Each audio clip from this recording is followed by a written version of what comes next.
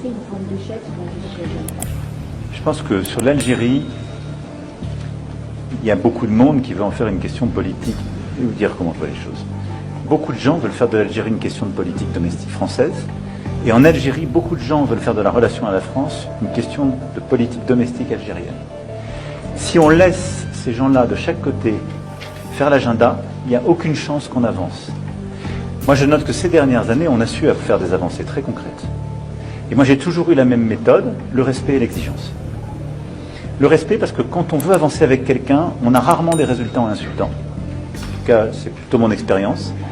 Et l'exigence, c'est que la situation n'est pas satisfaisante, donc on veut des résultats. Mais il faut le faire en comprenant aussi ce que veulent les autres. Moi, je veux bâtir une relation d'avenir qui soit apaisée, mais on doit corriger beaucoup de choses.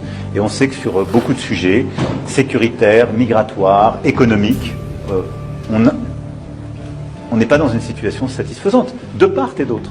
Et on a beaucoup de défis communs. Donc, il y a un processus que j'ai décidé en réunissant les ministres et des services concernés il y a plusieurs semaines. C'est celui qu'on applique. Il a conduit à des réengagements de discussion au niveau technique de nos directeurs de services, au niveau de nos secrétaires généraux des ministères des Affaires étrangères, puis il y aura des réunions entre ministres qui vont se tenir. Et c'est comme ça qu'on reprépare, qu'on redéclenche les choses. Je constate qu'on a déjà eu des premiers résultats. Et la libération de Boualem Sansal est un premier résultat dont il faut se féliciter. Maintenant, il faut avoir beaucoup de constance, et je le dis, d'humilité et de respect. Et pour moi, c'est un sujet qu'on doit régler. Pardon ? Elle se fera au moment où on aura préparé pour avoir des résultats. Monsieur le Président, toujours en parlant de diplomatie, on ne vous a pas encore entendu sur ces propos de notre chef d'état-major des armées il y a quelques jours au congrès des maires.